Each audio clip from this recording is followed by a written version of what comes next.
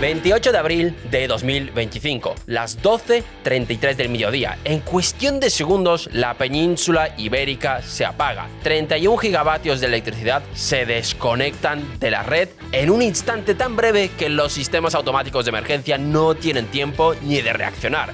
España y Portugal a oscuras, en amplias zonas, hasta 10 horas sin luz. Semáforos muertos, trenes parados, comercios cerrados, millones de personas sin saber qué estaba pasando. Y lo más gracioso de la historia es lo siguiente. ¿Sabéis quién tuvo que rescatar a España para que volviera la luz?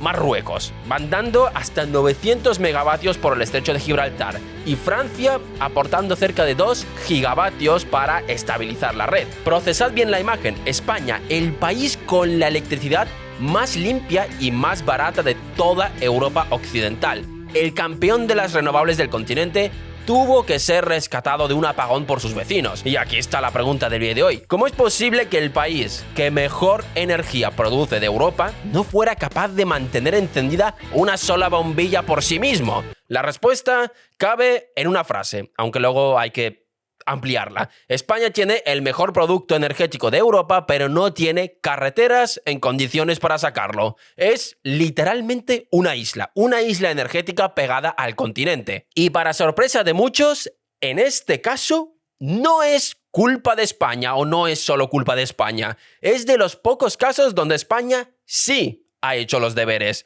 pero por culpa de terceros no puede disfrutar de los beneficios, y en este vídeo vamos a ver el porqué. Así que, no me enrollo más, poneos cómodos, ¡que empezamos! Pero antes, seguramente habéis oído hablar de las empresas zombie, las que solo sobreviven porque el crédito barato les tapa los agujeros, un tema que ya tratamos en este canal. Y a la hora de invertir, esto es un miedo real, ya que no tienes claro si esta empresa tiene algo real o, bueno, solo promesas. Pues existe una solución que te permite dejar de prestar a promesas y empezar a prestar a negocios reales, con colateral real detrás. Se trata de Maclear, una plataforma suiza de préstamos P2P donde vosotros prestáis directamente a empresas europeas verificadas, y cada préstamo va respaldado por un activo tangible, sea inmueble o equipamiento. Y la rentabilidad histórica del último año ronda el 14% anual. Importante, no son apuestas a cotizaciones, es financiación al sector real. Cada empresa pasa un filtro de decenas de parámetros, entre ellos el LTV, el Debt to Equity y un índice de riesgos compuestos. Hasta el 90% de las solicitudes se quedan fuera. Es un filtro serio, pero filtro serio no significa riesgo cero. ¿Y qué pasa si hay un impago? Maclear actúa como agente colateral, es decir, gestiona el activo en nombre de todos los inversores, y hay un fondo de provisión que puede cubrir los intereses mientras se resuelve. Ninguno de los dos es 100% seguro, pero operan a vuestro favor. Así que, si os interesa invertir en empresas serias desde 50 euros, podéis seguir el enlace que tenéis en la descripción, el comentario fijado o el QR que estaréis viendo en pantalla, y podéis conseguir un premio en forma de un 3% de cashback sobre lo que invertáis en los primeros 90 días. Gracias a Maclear por patrocinar este vídeo, y ahora sí, no me enrollo más, poneos cómodos, que empezamos.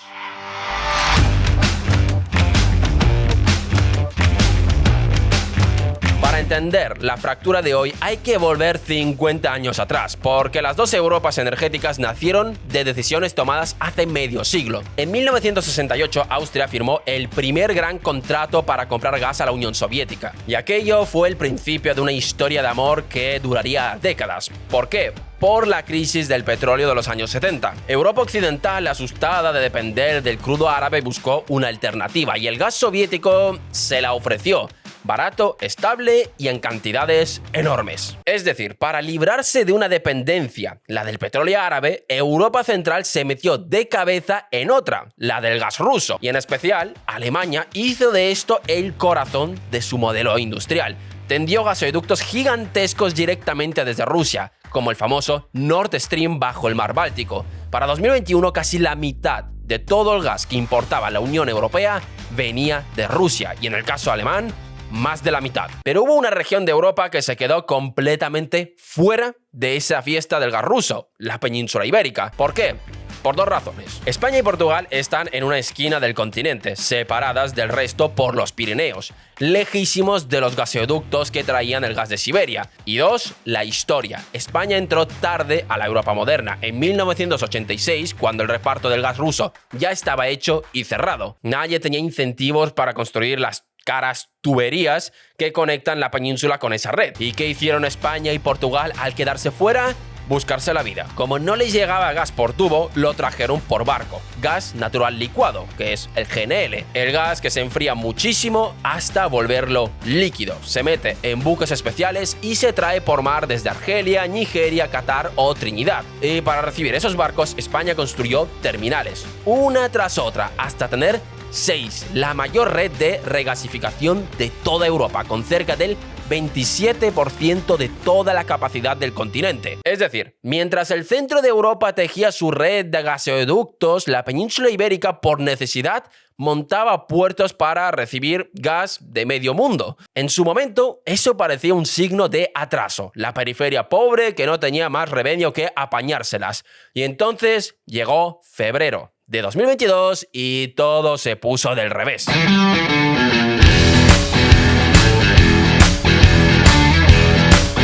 La invasión rusa de Ucrania provocó el mayor terremoto energético de Europa desde la posguerra. De repente, depender del gas ruso pasó de ser un buen negocio a ser una trampa mortal. El norte de Europa entró en pánico. Alemania, que había apostado todo al gas ruso, se vio de un día para otro sin su principal fuente de energía. ¿Qué tuvo que hacer?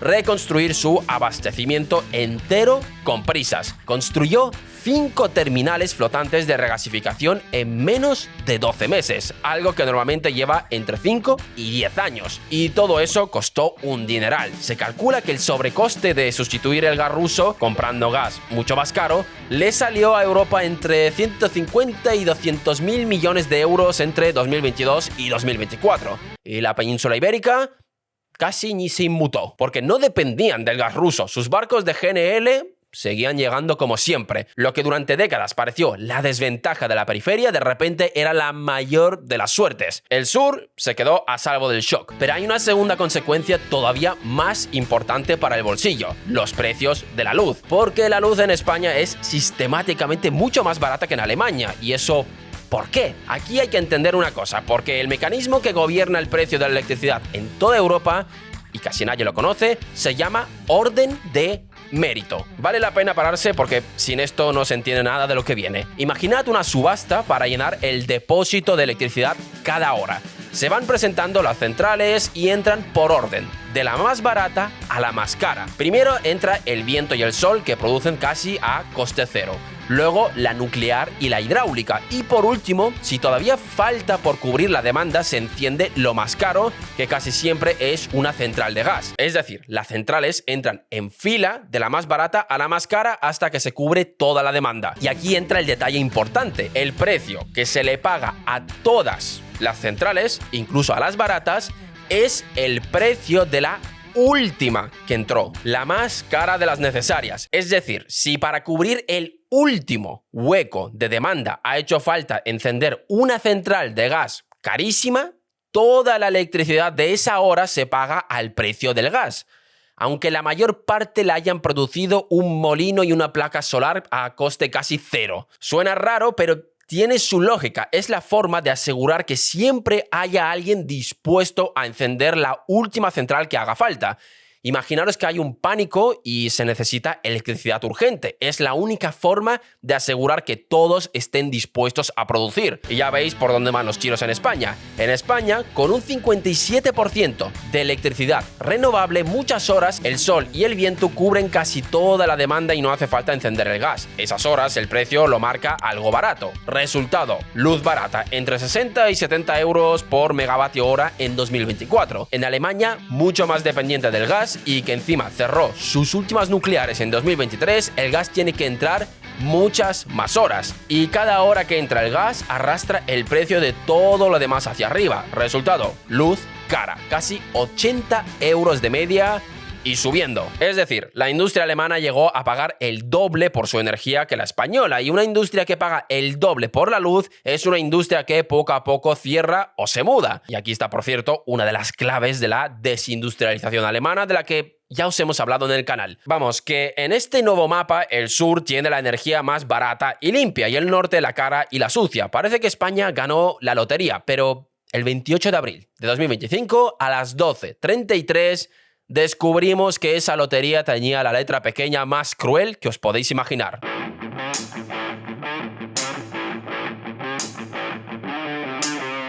Volvamos al apagón, porque ahora ya tenemos las piezas para entender lo que de verdad pasó. Cuando aquellos 31 gigavatios se cayeron de la red en segundos, un sistema eléctrico bien conectado con sus vecinos habría podido absorber el golpe. ¿Cómo? Repartiendo la sacudida, pidiendo electricidad de emergencia a los países de al lado en tiempo real, distribuyendo el desequilibrio entre muchos para que en ningún sitio fuera fatal. Así funciona una red europea integrada. Pero España no pudo hacer eso. ¿Por qué? Por el dato más importante de este vídeo. La interconexión eléctrica de España con el resto de Europa equivale a apenas el 3% de su capacidad instalada. El objetivo que marca la Unión Europea es el 15%. España está 5 veces por debajo. Es decir, por los Pirineos pasan solo unos pocos cables de alta tensión que conectan a España con Francia. Para dos de las mayores economías de Europa, eso es ridículamente poco. Es como conectar dos ciudades enormes con un camino de un solo carril. Y esa es la gran revelación del apagón. Los Pirineos no solo son una frontera geográfica, son un muro eléctrico. Una barrera física que impide que la electricidad entre y salga de la península con normalidad. Y aquí está la cruel paradoja que define la posición española. España produce la energía más limpia y más barata de Europa, pero no puede ni compartirla cuando le sobra, ni recibir ayuda cuando le falta. Está aislada. Es decir, imaginad que tenéis el mejor huerto de la comarca, los mejores tomates, los más baratos y los más sanos, pero la única carretera que sale de vuestro pueblo es un camino de cabras. No podéis sacar vuestros tomates al mercado para venderlos, y cuando tenéis una mala cosecha, tampoco os pueden traer ayuda a tiempo. Eso es España en el mapa energético europeo. El mejor producto y la peor salida. Vamos, que el apagón no fue solo un fallo técnico, fue el diagnóstico en directo y a oscuras, literalmente, de un problema estructural de décadas. España generó la energía del futuro, pero se olvidó de construir las carreteras para moverla. Aunque, y esto es lo más interesante, puede que no se les olvidara del todo. Puede que alguien no haya querido que esas carreteras se construyan.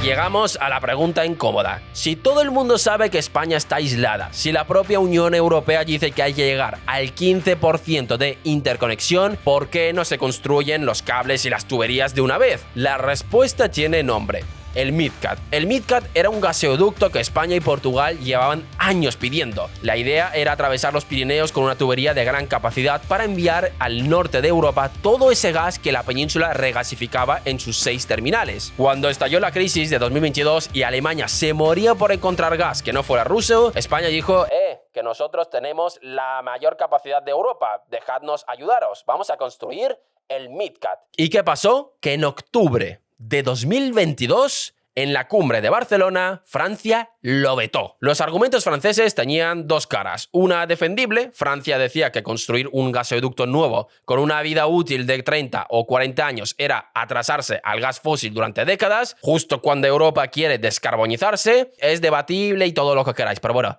dentro de lo que cabe tiene su lógica. Pero había una segunda cara, mucho menos noble, y para verla hay que recordar el orden de mérito que os expliqué antes. Francia tiene el mayor parque nuclear de Europa, 56 reactores que producen electricidad barata y constante. Es decir, Francia vende su electricidad a un precio determinado y le va muy bien así. ¿Qué pasaría si por los Pirineos entrara sin límite un torrente de electricidad solar española todavía más barata? Pues que ese mismo mecanismo de la subasta hundiría el precio en el mercado francés, que es más cara.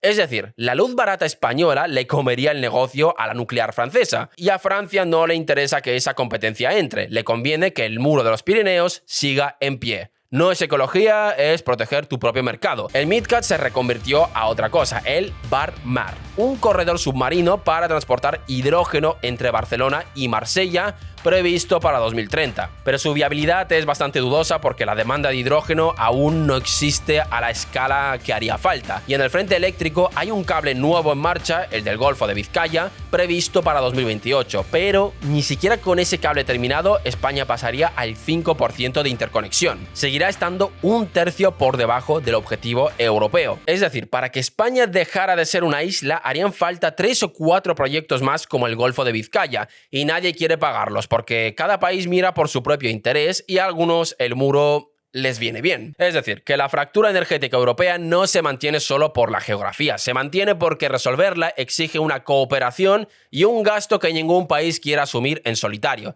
y porque a algunos vecinos el aislamiento español les resulta cómodo. Y eso nos lleva a la conclusión de este vídeo.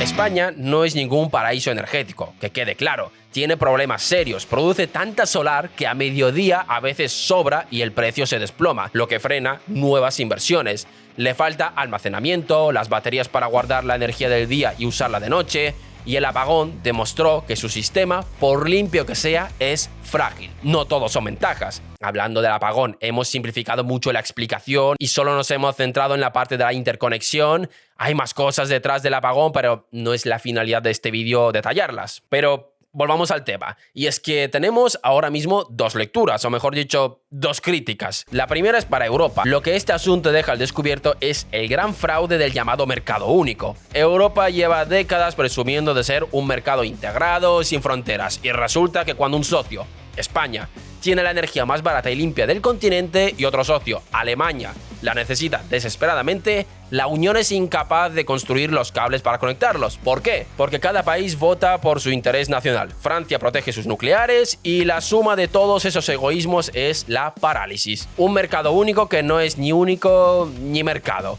Y la segunda crítica, más dolorosa, es en parte para España.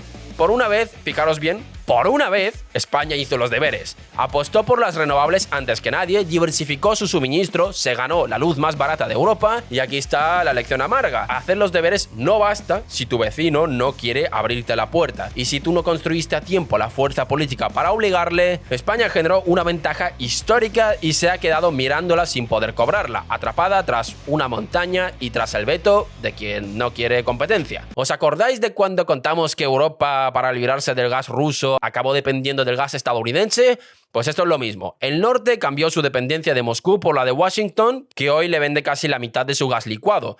Europa no resuelve sus trampas energéticas, las cambia de sitio y mientras tanto deja a su socio más eficiente encerrado en una isla. Ser el campeón de las renovables no sirve de nada si vives en una isla y el único puente lo controla justo quien no quiere que cruces. Esa y no otra es la verdadera fractura europea. ¿Y vosotros qué pensáis? ¿Creéis que Francia algún día cederá y permitirá construir los dichosos cables? Dejadnos vuestras respuestas en los comentarios. Gracias por vernos un día más y nos vemos en el próximo vídeo.